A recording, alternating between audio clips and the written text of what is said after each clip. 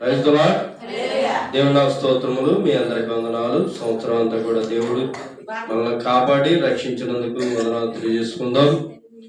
మరి అందరూ బాగుంటారు కదమ్మా. Praise the lord. మరి కూడి వచ్చిన మీ అందరికి కూడా వందనాలు. మరి దేవుని వాక్య భాగంలోనికి వెళదాం. లోక రాసిన సువార్త 2వ అధ్యాయము 10వ వచనాన్ని ఒకసారి జ్ఞాపకం చేసుకుందాం. లోక రాసిన సువార్త 2వ అధ్యాయము 10వ వచనం. అయితే ఆ దూత భయపడకుడి, ఇదిగో ప్రజలందరికీ కలుగబోవు మహా సంతోషకరమైన సువర్తమానము నేను మీకు తెలియజేస్తున్నాను. దావీదు పట్టణమందు నేడు రక్షకుడు మీ కొరకు పుట్టి ఉన్నాడు. ఈయన ప్రభు అయిన క్రీస్తు. Praise the lord. హల్లెలూయా. వచ్చినట్టు చిన్న ప్రార్థన చేసుకుందాం. పరిశుద్ధంగా ప్రభువా, నీ పాదముల స్తుతి స్తోత్రం తండ్రి. మమ్మల్ని ఇంతవరకు క్షేమంగాను నీ దగ్గర కింద భద్రపరిచారు.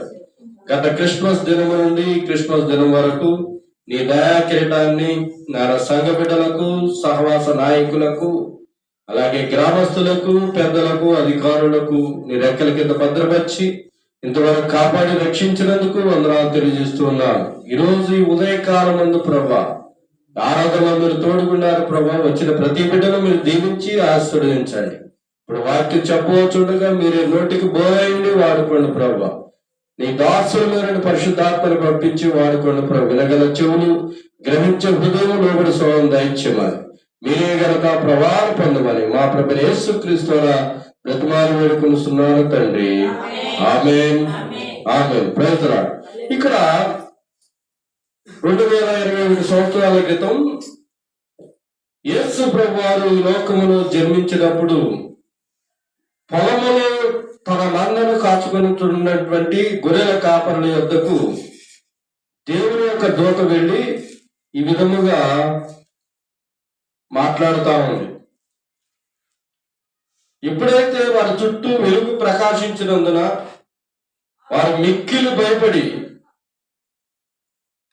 భయపడినందున, అయితే ఆ దూత భయపడకుడి, ఇదిగో ప్రజలందరికీ కలుగబోవు మహా సంతోషకరమైన శుభవర్తమానం నేను మీకు తెలియజేస్తున్నాను.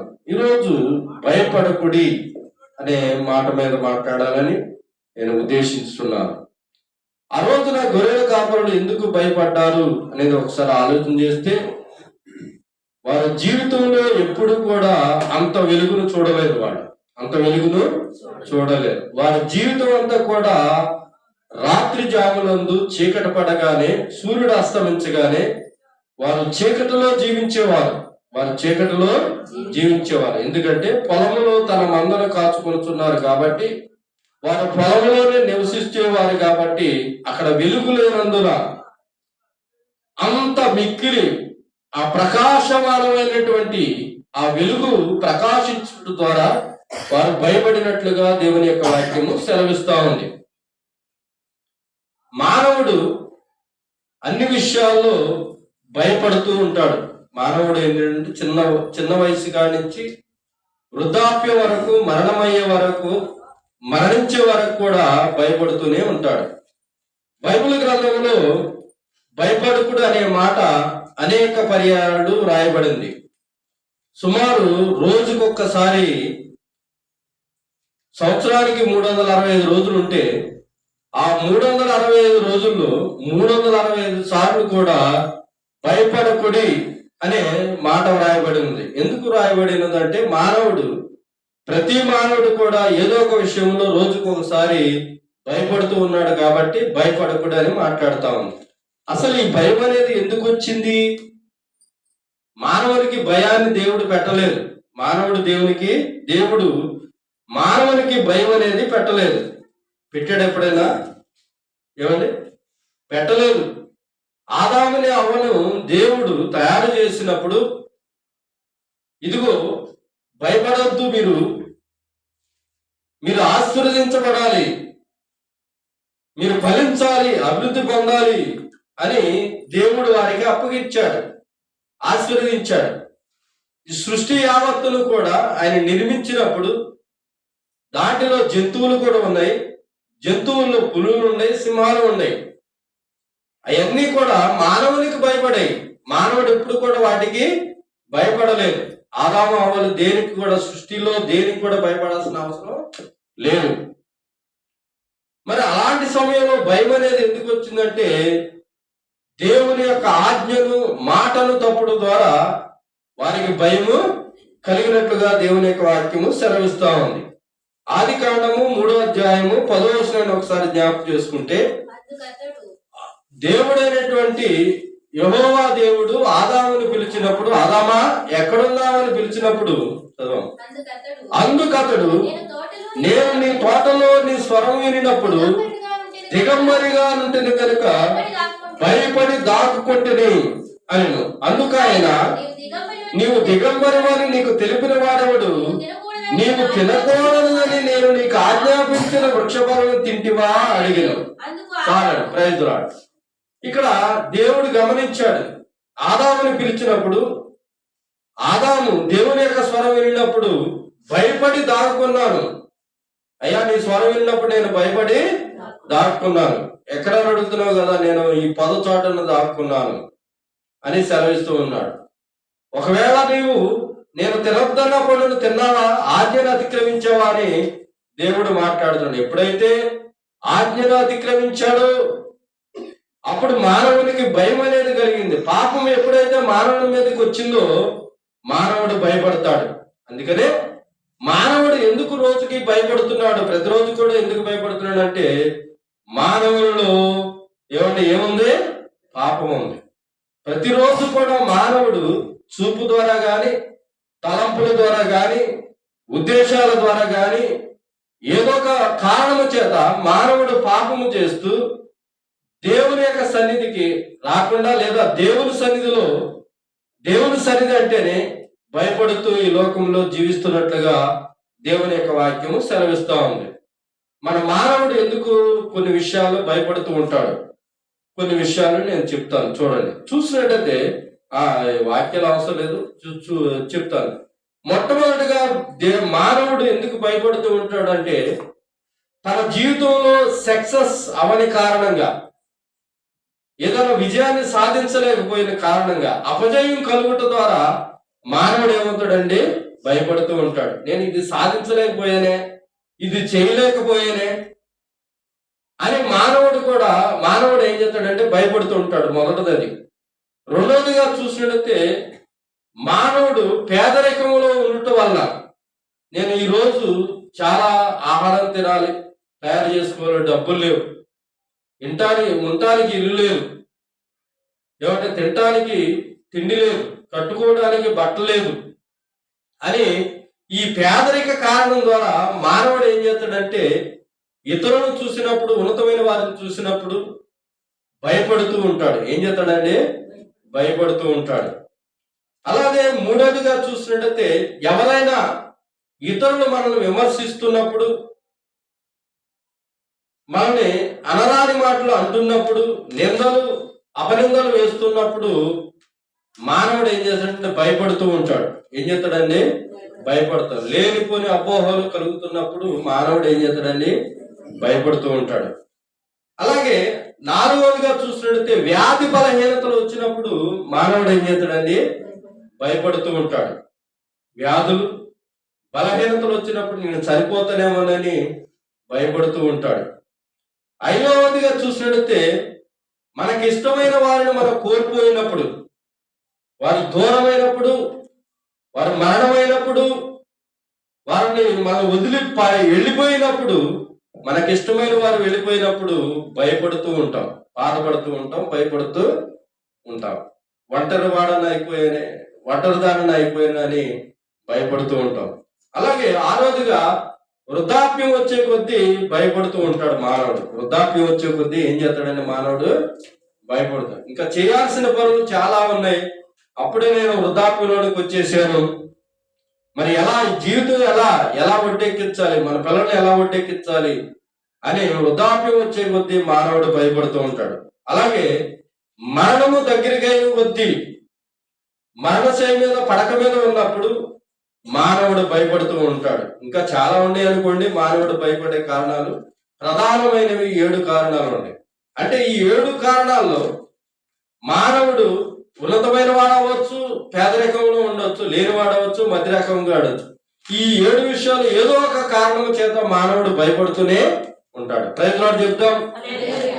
దేవుని స్తోత్రం. ఎందుకు మరి దేవుడు ఆదామును సృష్టించినప్పుడు ఏమి లేవు, పేదరికము లేదు, మరణము లేదు, వ్యాధి బలహీనత లేవు, ఎవరు విమర్శించేవారు లేరు, విజయాన్ని పొందాలనే ఆశ కోల్పోతూ అలాంటి ఏమి లేవు, వృద్ధాప్యం లేదు, మరణం కూడా లేదు.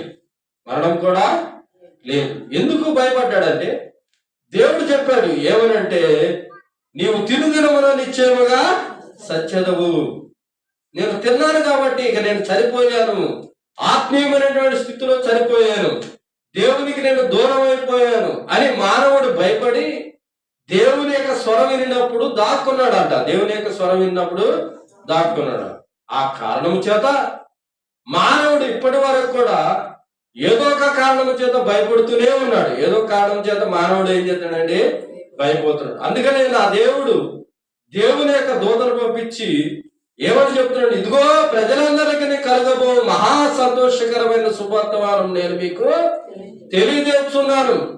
భయపడకూడదు. ఇదిగో ఏమంటే ప్రజలందరికీ, ఎవరైతే భయపడుతున్నారో, ఎవరైతే పేదరికంలో ఉన్నారో, ఎవరైతే వ్యాధి బలహీనతలో ఉన్నారో, ఏమంటే ఎవరైతే ప్రియమైన వారిని కోల్పోయారో, మరణానికి దగ్గర అవుతున్నారో, విమర్శనాత్మకంగా బాధపడుతున్నారు, వారిని అందరినీ రక్షించడానికి, వారందరినీ భయము నుండి తొలగించుకోవడానికి నేను ఈ లోకానికి ఏం చేశానంటే రక్షకుడుగా వచ్చాను. అంతేకాదు, ముఖ్యమైన కారణం ఏంటంటే పాపము నిన్ను ఏలుతుంది కాబట్టి, పాపము అనే భయము చేత ఆ దాసత్వం అనే కాడి కింద నువ్వు ఉన్నావు కాబట్టి నీకు విడుదల కలుగజేయడానికి దేవుడు రక్షకుడుగా వచ్చాడని ఆ దూత గొర్రెల కాపరులకి నేడు రక్షకుడు మీ కొరకు పుట్టి ఉన్నాడు. దేవుని స్తోత్రం చెప్తాం.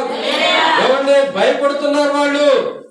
ఈ లోకంలో మానవుడు ప్రతివాడు కూడా భయపడుతున్నాడు. 2021 సంవత్సరాల క్రితం యేసు ప్రభు ఈ లోకానికి వచ్చి రక్షణ కలుగజేసిన విధానాన్ని మర్చిపోయి లేదా జ్ఞాపకం చేసుకొనక ఏమంటే మరలా పాపంలోనే జీవిస్తూ ఏమంటే భయపడుతూనే ఈ లోకంలో మానవుడు జీవిస్తున్నట్లుగా దేవుని యొక్క వాక్యం సెలవిస్తాం. ఈ రోజు ఉదయకాలం అందు కూడా దేవుడు మన సంఘానికి లేదా మన ప్రజలందరికీ కూడా దేవుడు తెలియపరిచేది ఏంటంటే, భయపడకుడి, ఇదిగో ప్రజలందరికీ కలగబోవు మహా సంతోషకరమైన శుభార్తమానం నేను నీకు తెలియజేస్తున్నాను. మరి ఎంతమంది ఆ శుభవార్తను వింటున్నారో లేదో ఒకసారి ఆలోచన చేయాలని ప్రభు పేరట మనం చేస్తూ ఉన్నాను. ఇంకా మరి బైబిల్ గ్రంథంలో అనేక మంది భయపడి దేవుని యొక్క ధైర్యాన్ని తోడును వారు కలిగి ఉన్నట్లుగా దేవుని యొక్క వాక్యం సెలవిస్తాం. యెహోషువతో దేవుడు సెలవిస్తూ ఉన్నాడు. ఆ యొక్క 1వ అధ్యాయం 7వ వచనంలో చూసినట్టయితే ఆ యొక్క దేవుడు ఇదిగో భయపడొద్దు, ధైర్యముగా ఉండు, నిబ్బరముగా ఉండాలని సెలవిస్తూ ఉన్నాడు. చదువు. అయితే నీవు నిబ్బరము కలిగి జాగ్రత్త పడి బహుధైర్యముగా నుండుము. నా సేవకుడైన మోషే నీకు ఆజ్ఞాపించిన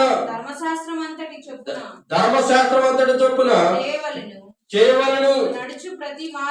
నీవు నడుచు ప్రతి మార్గమును చక్కగా ప్రవర్తించినట్లు కుడికి కానీ ఎడమకి కానీ తొలగకూడదు. ఇక్కడ చూసినట్టే దేవుని యొక్క వాక్యములు ఏమంటే, నిబ్రమ కలిగి ధైర్యముగా ఉండుము, దిగులు పడకము, జడేయకము, నీవు నడుచు మార్గం అంతటో నీ దేవుడిని యెహోవా నీకు తోడే ఉండును. దేవుడు మనకు తోడుగా ఉండటానికి, ఇమ్మానుయేలుగా ఉండటానికి దేవుడి లోకానికి వచ్చినట్లుగా దేవుని యొక్క దూత చెప్తా ఉంది.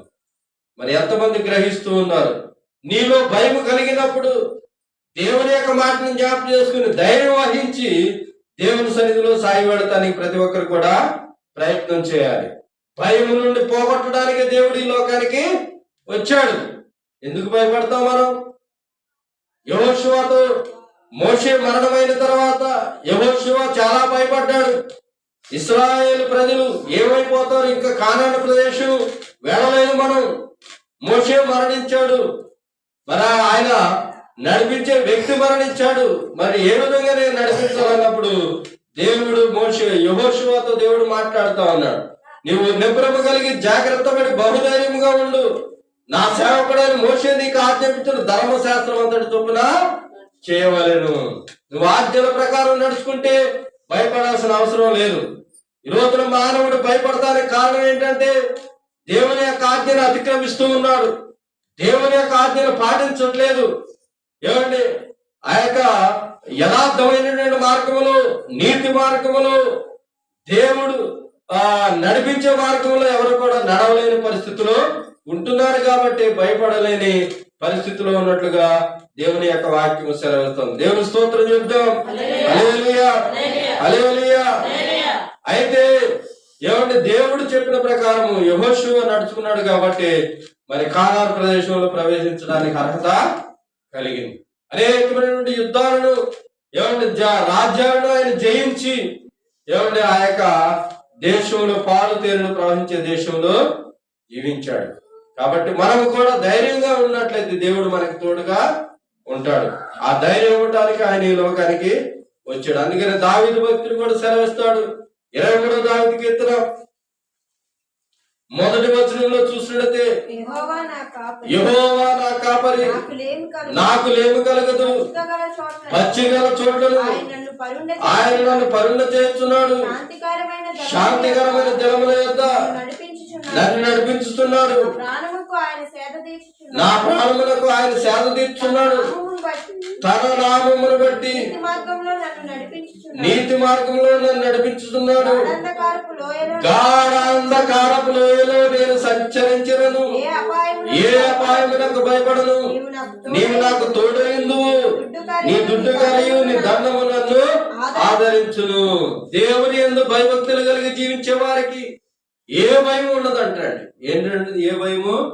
గాఢాంధకారములో సంచరించినప్పటికి కూడా, ఏమండి, చీకటి బిలములో నడుస్తున్నప్పటికి కూడా, అపాయం ఉంది అని తెలిసి కూడా ఆ గాఢాంధకారంలో సంచరిస్తున్నప్పటికి కూడా నేను ఏ మాత్రం కూడా భయపడనని దావీదు భక్తుడు సెలవుస్తున్నాడు. మనం చెప్పగలమండి? మనం చెప్పగలుగుతామా? ఆ మాట చెప్పగలుగుతామా? ఎందుకంటే దావీదు యెహోవా నా కాపరి, నా కాపుదల ఇచ్చేవాడు, చుట్టూ కంచి వేసేవాడు. ఏబుకి దేవుడు ఎందుకు కంచి వేశాడు? అతనిలో ఏమాత్రం కూడా భయం లేని కారణం ఏంటి అని ఆలోచన చేస్తే ఆయన న్యాయవంతుడుగాను, యథార్థవంతుడుగాను, దేవుని యందు భయభక్తులు కలిగి చెడుతనాన్ని విసర్జించేవాడుగా ఉన్నాడు. కాబట్టి ఆయన చుట్టూ, ఆయన యొక్క ఆస్తి చుట్టూ కూడా కంచి దేవుడు వేశాడు. అందుకని ఏ మాత్రం కూడా భయపడలా. అనారోగ్యం కలిగినప్పటికి కూడా భయపడలా, పేదరికం వచ్చినప్పటికి కూడా భయపడలేదు, విమర్శనాత్మకలు వచ్చినప్పటికి కూడా ఆయన భయపడలేదు. ఏమంటే ఏ విధమైన సాతానుడు ఏ విధమైనటువంటి క్రియలు పెట్టినప్పటికి కూడా అతను భయపడకుండా ధైర్యంగా నిబ్రంగా ఉన్నాడు. ఎవరిని బట్టి అండి? దేవుని బట్టి. దేవుని యొక్క కాపుదల నాకు ఉంది. అందుకని దావీదు కూడా సెలవిస్తా ఉన్నాడు. ఆరుమూలలో జారుడు గొల్యాతు శూరుడు ఏమంటే ఎదురుగా వచ్చినప్పటికి కూడా, ఇశ్రాయేలు ప్రజలకు సవాలు విసురుతున్నప్పటికి కూడా దావీదు చిన్నవాడైనప్పటికి కూడా భయపడలేదు. ఎందుకంటే నేను సింహాలను చీల్చాను, దేవుడు ఆ బలాన్ని శక్తిని నాకు దయచేసాడు. ఫిలిష్తీయుడు ఎంత సున్నత లేని ఫిలిష్తీయుడు, అంత ఎత్తుంటే, అంత లావుంటే, అంత బలవంతుడిగా ఉంటే దావీదుకి ఎలా కనబడతాడు అంటే అండి, ఆయన అంటున్నాడు ఏమనంటే, నేను కుక్కనా అంటున్నాడు. కుక్కలా కనబడ్డాడు అంట. ఎలా కనబడ్డాడంటే కుక్కలా కనబడ్డాడు. సున్నత లేనివాడు, దేవుని విమర్శించేవాడు కాబట్టి వాడు ఎలా కనబడ్డాడంటే ఒక నీచమైన వాడిలా కనబడ్డాడు. అందుకనే ఇతను తలందరికి నేను ఈ కాకులకి గెద్దలకి వేస్తానన్నాడు దావీదు. ఎంత ఫిలిష్తీయుడు ఎంత అన్నాడు. ఎంత అసలు ధైర్యం అండి! చిన్నవాడుగా ఉన్నప్పుడు ఎంత ధైర్యం అండి! ఒకసారి జ్ఞాపకం చేసు. ఆ ధైర్యం ఎక్కడి నుంచి వచ్చింది? అతడు యథార్థవంతుడు, దేవునికి ఇష్టడుగా జీవించాడు కాబట్టి, భయభక్తులు కలిగి జీవించాడు కాబట్టి అతడు ఏ మాత్రం కూడా భయపడ. మరి నీవు నేను ఎందుకు భయపడుతున్నావు? మనం శత్రువులు చూసినప్పుడు భయపడుతున్నాం. ఏమంటే చిన్న పాము చూస్తే భయపడతాం, ఏమంటే ఏదైనా చూస్తే కాళ్ళజేలు కనపడితే భయపడతాం, మిడతొస్తే భయపడతాం, అన్నిటిలోనూ భయమే. పిరికాత్మ, దేవుడు పిరికాత్మలో 2 తిమోతి 1వ అధ్యాయం 7వ వచనంలో ఒకసారి జ్ఞాపకం చేస్తున్నాం. 2 తిమోతి 1వ అధ్యాయం 7వ వచనం. దేవుడు మనకు శక్తియు ప్రేమయు ఇంద్రియ నిగ్రహము గల ఆత్మనే ఇచ్చను గాని ఏంటి పిరికాత్మని ఇయ్యలేదు. దేవుడు మనల్ని సృజించినప్పుడు ఏమిచ్చాడంటాడు? మనకి ఇంద్రియ నిగ్రహములను ఏమంటే దేవుడు ఇచ్చాడంట. పిరికాత్మను మనకి ఇలా దేవుడు మనకు శక్తియు ప్రేమయు ఇంద్రియ నిగ్రహములు గల ఆత్మలే ఇచ్చాను కానీ పిరికాత్మను ఇయ్యలేదు మనకి. ఈ రోజున ప్రతి దాంట్లో కూడా పిరికాత్మ, ప్రతి దానికి భయపడతాం. ఏమైపోద్దో అనే భయం. కాబట్టి అలాంటి పిరికాత్మలను మనం విడుదల కలగాలి. కొంతమంది భక్తుల గురించి మనం నేర్చుకోవాలి. వారు ఎంత ధైర్యాన్ని వహించి దేవుని సన్నిధిలో సాగి వెళ్ళారు, ఏ కారణం చేత వారు సాగి వెళ్ళారు, మనం వారిని బట్టి మనం నేర్చుకోవాలని ప్రభు పేరట మనం చేస్తున్నాం. అందుకని యెషయా గ్రంథం 41వ అధ్యాయం 10వ వచనాన్ని ఒకసారి జ్ఞాపకం చేసుకుంటే దేవుడు ఈ విధంగా మాట్లాడుతూ ఉన్నాడు. 41వ అధ్యాయం 10వ వచనం.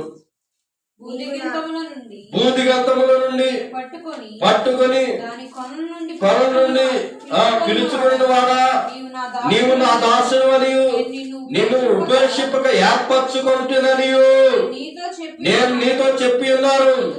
నీకు తోడై ఉన్నాను, భయపడకము, నేను నీ దేవుడై ఉన్నాను, దిగులు పడకము, నేను నిన్ను బలవంతును, నీకు సహాయం చేయవాడు నేనే, నీతియు నా దక్షిణాస్తము నిన్ను ఆదుకున్న. ప్రైజ్ లార్డ్, హల్లెలూయా. ఇక్కడ చూసినట్లయితే యెషయా ప్రవక్త దేవుడు మాట్లాడుతున్నాడు, నీవు నా దాసుడు అని నేను నిన్ను ఏర్పరచుకుంటుని. దేవుడు మనల్ని ఏర్పరచుకున్నాడు.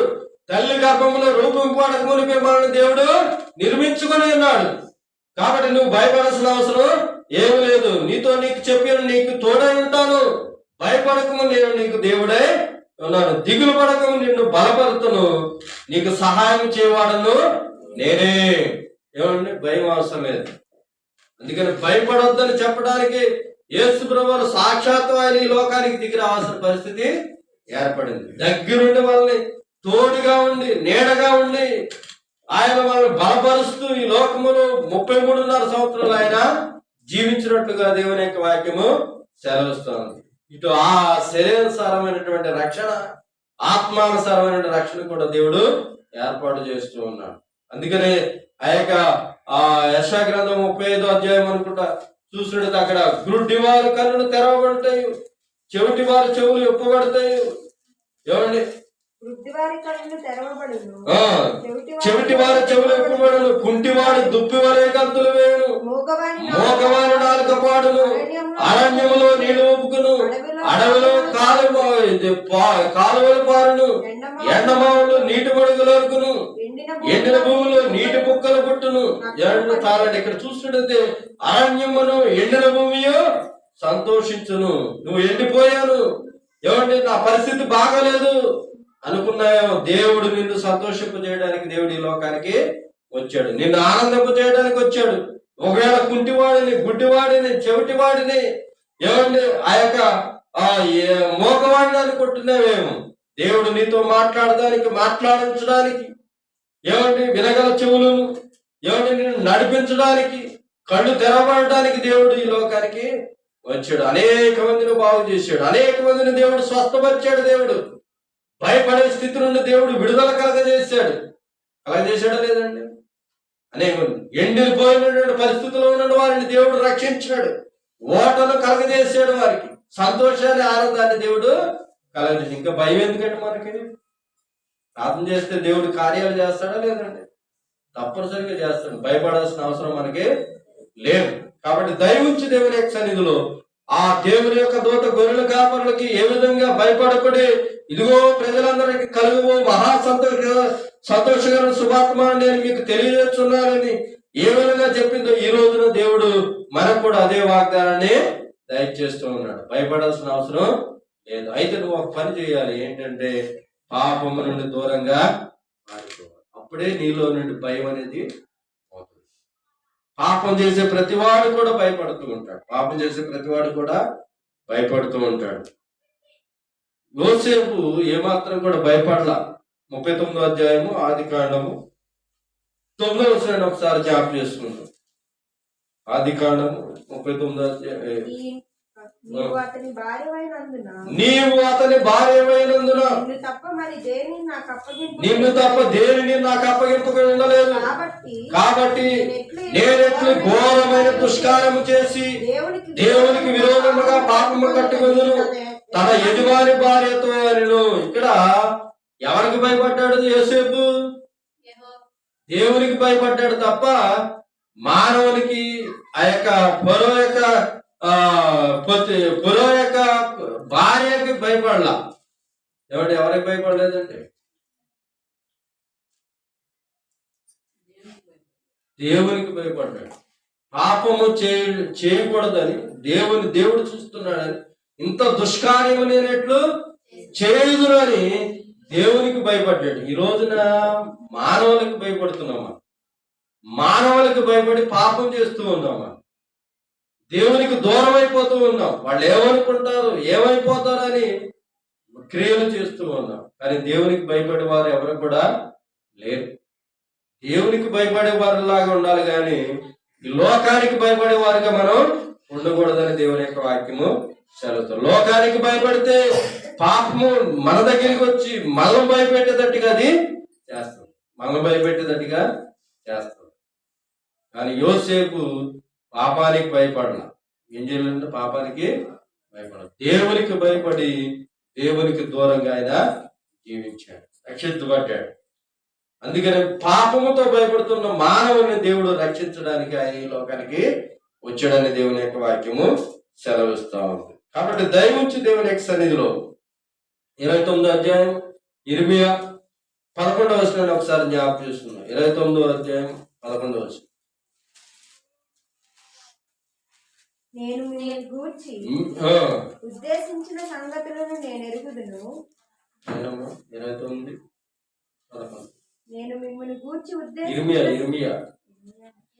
మీరు నాకు మొరపెట్టలేదని నేను ప్రార్థన చేయొచ్చు వద్దురని నేను మనమే ఆలకిద్దును.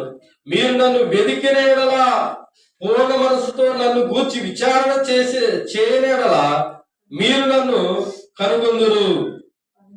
నేను మీకు కనబరుచుకుందును. ఇదే యెహోవాకు నేను మిమ్మల్ని చెరలో నుండి రప్పించను. నేను మిమ్మల్ని చెరబట్టియే జనులోనికి ఈ స్థలములోనికి మిమ్మల్ని తోలివేసిదును. ఆ జనులందరి నుండి ఆ స్థలములన్నింటిలో నుండి మిమ్మల్ని సమకూర్చి రప్పించను. ఇదే యెహోవా వాకు. మీరు నన్ను వెదికిన ఎడలా పూర్ణ మనసుతో నన్ను గూర్చి విచారణ చేయనడలా మీరు నన్ను కనుగొందురు. ఏంటంటే దేవుణ్ణి కనుగొంటాం. విచారణ చేస్తే, వెతికితే, పూర్ణ మనసుతో వెతికితే దేవుని మనం కనుగొంటాం. అప్పుడు భయపడాల్సిన అవసరం లేదు. ఏమండి? అప్పుడు దేవుడు చెరలో నుండి, అన్ని విషయాల నుండి దేవుడు మనల్ని తప్పిస్తాడంట. కాబట్టి దయవుంచి దేవుని యొక్క సన్నిధిలో నువ్వు ఏ చెరలో ఉన్నావు, ఏ ఇబ్బందుల్లో ఉన్నావో, ఏ కష్టాల్లో ఉన్నావో వాటి నుండి దేవుడు విడిపించడానికి ఆయన రక్షకుడిగా ఈ లోకానికి వచ్చాడు. ఆ యొక్క గొర్రెల కాపులకి దేవుడు సెలవు, ఇదిగో ప్రజలందరికీ కలగబో మహా సంతోషకరమైన సువార్తమానం మీకు తెలియజేస్తున్నాడు. నేడు రక్షకుడు మీ కొరకు పుట్టి ఉన్నాడు. రక్షణ ఏంటంటే రక్షణ. ఈ లోకములో రక్షణ, అసలైనటువంటి రక్షణ ఏంటంటే పాప విమోచన. ఏంటంటే పాప విమోచన.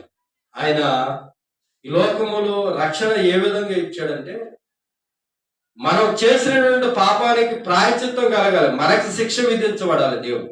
దేవుడు మనకి శిక్ష విధించాలి. కానీ ఆ శిక్షను, ఆ పాప భారాన్ని ఆయనే సిలువలో మోచి రక్తము కార్చి, ఏంటంటే ఆఖరి రక్తపోటు వరకు కూడా రక్తం కార్చి మరణించి ఆయన తిరిగి లేచాడు. ఆయన మరణం మీద విజయాన్ని కలగజేశాడు. ఎప్పుడైతే ఆజ్ఞను అతిక్రమించి తినొద్దన్న పనులు తిని మరణాన్ని, ఆత్మీయమైన మరణాన్ని ఆదాము తెచ్చుకున్నాడు. నేను నరకానికి వెళ్ళిపోతాను, నా పాప స్థితిని బట్టి అగ్నిగుండానికి వెళ్ళిపోతానని మానవుడు ఇప్పుడు వరకు కూడా ఎందుకు భయపడుతున్నాడు? ఆ అగ్నిగుండము నుండి, ఆ నిత్య మరణము నుండి తప్పించడానికి దేవుడు రక్షకుడికి ఈ లోకానికి వచ్చాడు. దేవుని స్తోత్రం చెప్తాం. హల్లెలూయా, హల్లెలూయా.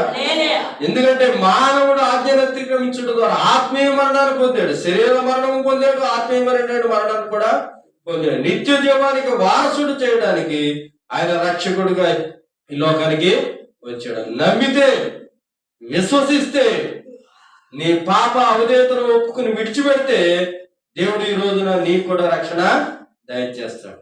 సంతోషకరమైన శుభవర్తమానం. నేడు రక్షకుడు మీ కొరకు పుట్టి ఉన్నాడు. నేడే రక్షకుడు మీ కొరకు పుట్టి ఉన్నాడు. ఆ రక్షణ దినము ఇది మనదవ్వాలి. ఆ సంతోషకరమైన దినం ఈ రోజు మనదవ్వాలి. అలాంటి పరిస్థితులు మనం ఉండాలని ప్రభు పేరట మనం చేస్తూ ఉన్నాం. ఎంతమంది రక్షణలోనికి వస్తున్నారు? ఎంతమంది దేవుని యొక్క వాక్యాన్ని విని దేవుని సన్నిధిలోకి వెళుతున్నారు? ఒకసారి ఆలోచన చేయాలని ప్రభు పేరట మనం చేస్తున్నాం. ఆ రోజున గొర్రెల కాపరుడు రక్షకుడు పుట్టాడని వెంటనే తమ మందను విడిచిపెట్టి త్వరగా వెళ్ళి ఏం చేశారంటే దేవుణ్ణి స్తుతించారు, దేవుని నామాన్ని మహింపరిచారు. ఆ శిశువు ఉండిన చోటికి వెళ్ళి ఏం చేశారంటే దేవుని ఆరాధించినట్లుగా దేవుని యొక్క వాక్యం సెలవుతున్నారు. రక్షకుడిని వెంటనే వాళ్ళు దర్శించారు. వాళ్ళు ఏం చేశారంటే వెంటనే వాళ్ళు అనుకున్నారు ఏమనంటే, ఆ దూతలు తమ ఎదురుండి పరలోకమును వెళ్ళిన తర్వాత గొర్రెల కాపలు జరిగిన ఈ కార్యములు ప్రభు మనకు తెలియజేయించున్నాడని మనం బెత్లెహేము వరకు వెళ్ళుదము చూతుమురండి ఒకరితో ఒకడు చెప్పుకొని త్వరగా వెళ్ళి మరియను యోసేపును తొట్టిలో పండుకున్న శిశువును చూసి ఆ శిశువుని గురించి తమతో చెప్పబడిన మాటలు ప్రచురము చేసిరి. ఏం చేశారంటే ప్రచురము చేసి ఎంత ధన్యతను పొందుకున్నాడు ఒకసారి. ఆ రక్షకుడిని చూసే భాగ్యాన్ని వారికి కలిగింది. మరి 2021 సంవత్సరాల నుంచి ఈ రక్షకుడి గురించిన సువార్త ప్రకటిస్తుండగా ఎంతమంది ఈ లోకములో మార్పు చెందారు. నీవు నేను కూడా కొన్ని సంవత్సరాల నుంచి వాక్యాన్ని వింటూ ఉన్నాం. ఈ రక్షణ గురించి సువార్త మనం వింటున్నాం. ప్రతి క్రిస్మస్ కూడా ప్రతి సంవత్సరం చేస్తూ ఉన్నాం. ఏ విధమైన రక్షణ పొందుకున్నాం మనం? ఈ శరీర పాప మాలిన్యము నుండి అగ్ని గుణమును తప్పించబడే రక్షణ మనం పొందుకున్నాం లేదో ఒకసారి ఆలోచన చేయాలని ప్రభు పేరట మనం చేస్తూ ఉన్నాం. దేవుని సన్నిధికి దర్శించే ఆ రక్షకుడు చూసే భాగ్యాన్ని నీ కరుణారా కలగాలంటే ఈ రోజే దేవుణ్ణి స్వీకరించాలి, రక్షకుడుగా అంగీకరించాలి, హృదయంలోనికి చేర్చుకోవాలి. అప్పుడే మనం ఏం చేస్తామండి? ఆ యొక్క రక్షణ పొందుకుంటామని వాక్యం సెలవు. సంతోషకరమైన శుభాత్మానం అవుతుందని వాక్యం సెలవిస్తాం. కాబట్టి దయవుంచి దేవుని యొక్క సన్నిధిలో ఈ యొక్క రక్షణను మనం నిర్లక్ష్యం చేయదు. ఇదిగో ఇప్పుడే మిక్కిలి అనుకూలమైనటువంటి సమయం, ఇదే రక్షణ దినమని దేవుని యొక్క వాక్యం సెలవు. ఈ సమయం దాటితే మరలా సమయం మనకు రాదు. కాబట్టి దయవుంచి దేవుని యొక్క సన్నిధిలో ఈ రక్షణ దినాన్ని మీరు స్వీకరించి ఆ గొర్రెల కాపర్లకి దేవుని యొక్క దూత వచ్చి ఏ విధంగా రక్షకుడు అని తెలియపరిచిందో ఈ రోజున వర్తమానం మనకు కూడా దేవుడు తెలియపరుస్తూ ఉన్నాడు. ఆ రక్షకుడు నిజంగా అంగీకరిద్దాం, విశ్వసిద్దాం, మంచి మార్గంలో నడుద్దాం, నీతిమంతులుగా ఉందాం. మరి ఆయన త్వరగా వస్తున్నాడు కాబట్టి ఆ సిద్ధపడి రక్షణలో సిద్ధపడి మరణం వరకు కూడా నమ్మకంగా జీవించడానికి ప్రతి ఒక్కరు కూడా ప్రయత్నం చేయాలని ప్రభు పేరట మనం చేస్తాం. కొద్ది మాటలు దేవుడు దీవించును గాక. ఆమె అందరూ తలవంచుంటే ప్రార్థన చేసుకుందాం, చిన్న ప్రార్థన చేసుకుందాం. నిజమే ప్రభా, తండ్రి, ఆనాడు మీరు దూతతో భయపడకుడి, గొర్రెల కాపరులతో భయపడకుడి, ఇదిగో ప్రజలందరికీ కలగవు మహా సంతోషకరమైన శుభార్తమానం నేను మీకు తెలియజేస్తున్నానని తెలియజేసింది ప్రభా. ఈ రోజున మేము పాపమనే దాసత్వము నుండి భయపడుతూ ఉన్నాం ప్రభా. మమ్మల్ని క్షమించి సహాయం దయచేయండి. ఈ రోజు రక్షణ సువార్తను మాకు అందించారు ప్రభా. అట్టి రక్షణ సువార్తను మేము స్వీకరించి ప్రభా దానితో రక్షణ పొందే భాగ్యాన్ని దయచేయమని ప్రార్థన చేస్తున్నాం. అందరం మోకరిద్దాం, ప్రార్థన చేసుకుందాం. తల వచ్చినట్టయితే ప్రార్థన చేసుకుందాం. Praise the lord. హల్లెలూయా.